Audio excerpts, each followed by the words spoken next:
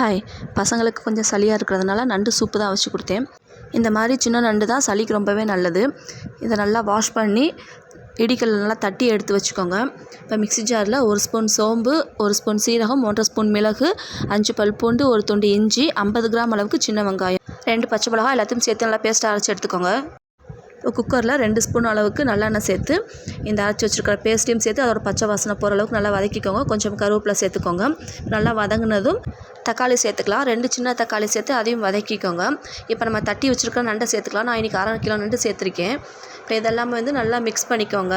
இந்த மசாலா நண்டு எல்லாமே நல்லா ஒன்றோட ஒன்று மிக்ஸ் ஆகிற அளவுக்கு நல்லா கிளறி எடுத்துக்கோங்க. இதில் 1/2 ஸ்பூன் அளவுக்கு மஞ்சத்தூள், தேவையான அளவுக்கு உப்பு எல்லாத்தையும் சேர்த்து நல்லா கிளறிக்கோங்க. எல்லாமே ரொம்ப நேரம் வதங்கணும்னு கிடையாது. நம்ம சூப்பு வைக்கிறதுனால ஒரு 2 நிமிஷம் வதக்குனா போதும்.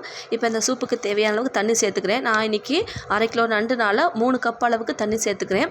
உங்களுக்கு இன்னும் கொஞ்சம் தண்ணி தேவைன்னா இன்னும் கொஞ்சம் சேர்த்துக்கோங்க.